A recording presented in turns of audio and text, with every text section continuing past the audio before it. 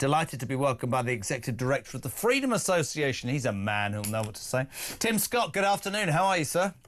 Jeremy, great to see you. Thanks for having me on. Yeah. Always. God, I'm trying, you know, you set out on a show like this every day.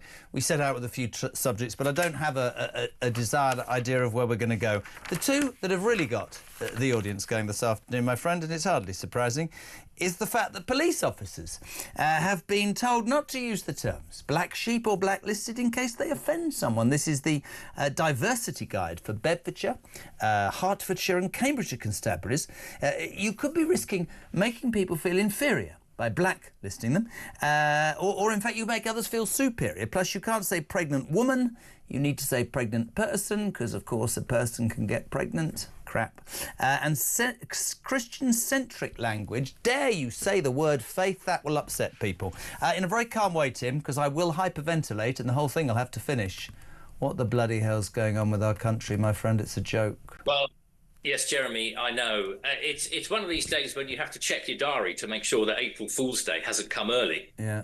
And, you know, thank goodness the good people of Bedfordshire, Hertfordshire and Cambridgeshire are being so well policed, with every burglary being investigated and every car theft and everything, that the police have got the time to issue this kind of a diversity guide.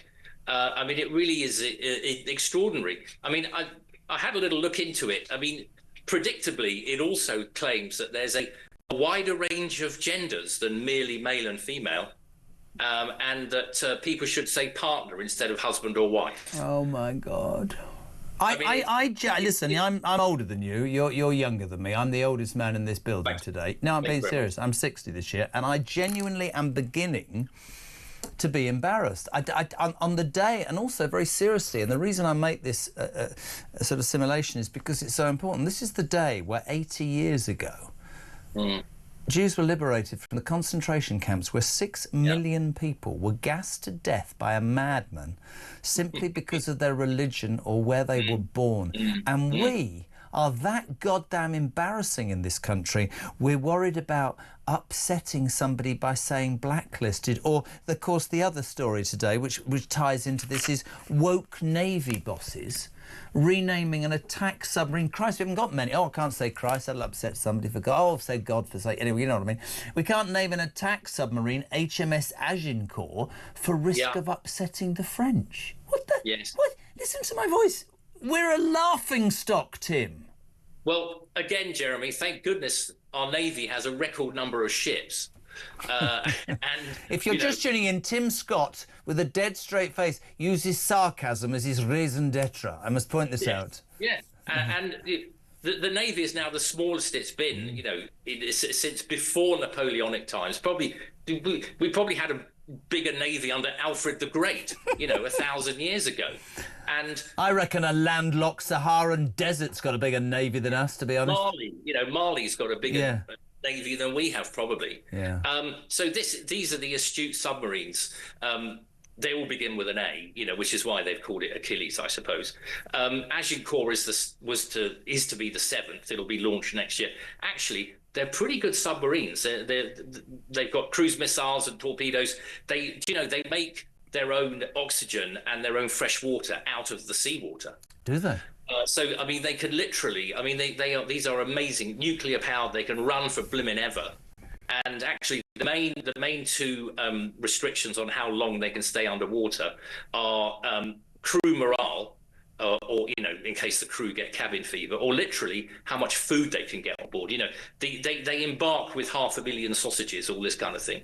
I mean, some of these. You can't say that; they'll upset the vegans, Tim. Don't be disrespectful. I do apologise to all vegans everywhere. Yeah.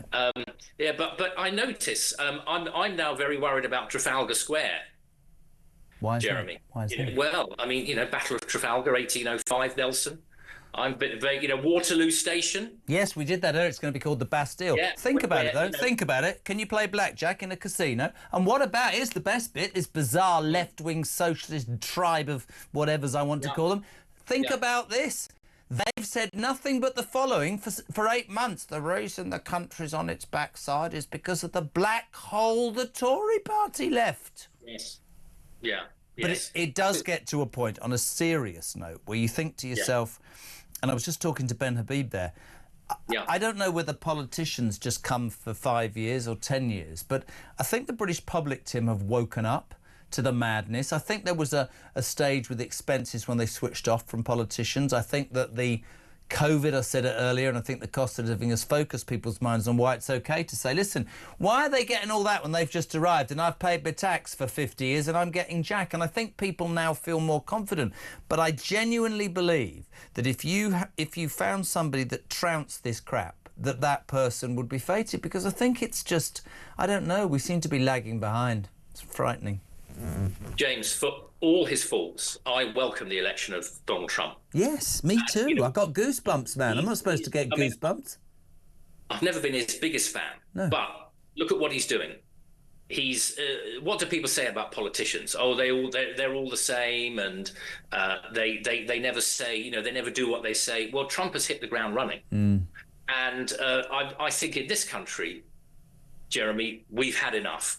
In fact, we've had more than enough. We've had an absolute gutsful. But we could never... I was asking somebody earlier, because I'm so with you, wouldn't it be amazing to think that you would have a politician in this country who, warts and all, and you make exactly the same points, and I mean this, Tim, as I do. I don't agree with everything he's ever said or done. I don't think he's a paragon of virtue, but I'll tell you something, you'd want him in your damn corner. If you say to say... If somebody stood up and said to the British people, listen, it's not going to be easy, it's not going to be nice, but here's what's going to happen. I'm going to make you financially better off. I'm going to make you safer in your homes. I'm going to make you proud of this country, and I'll make sure we don't get any foreign interference. Right, I'll vote for that, because of course you'd vote for that, wouldn't you? Yes. I mean, look, Trump's no angel, but he's delivering, and he's got a mandate to deliver. And frankly, we could do with some of that in this country, Jeremy. Can you ever see that happening? Yeah, I can. I have to be slightly careful because of with the Freedom Association, but I've got a foot in the Tory camp and a foot in the Reform camp. Well, it's really interesting then, because our guest before was Ben Habib, who's just set up the Great British PAC, which is an organisation that aims to bring the right together. I don't know if you were listening. He said that we need to be lobbying our politicians and saying, look, because as he said, if the polling continues the way it has now, by 2028, 50 or 60% of the country will be talking about right-wing policies. Will they cut each other's throats, excuse the analogy, and let Labour in through the back door unless they unite? What's your thoughts on that? Well, we've got an unprecedented situation, Jeremy, with the polling. I mean, everybody is polling under 30%. I mean, when was the last time that happened? No. And, you know, you've got Reform now nudging into the lead.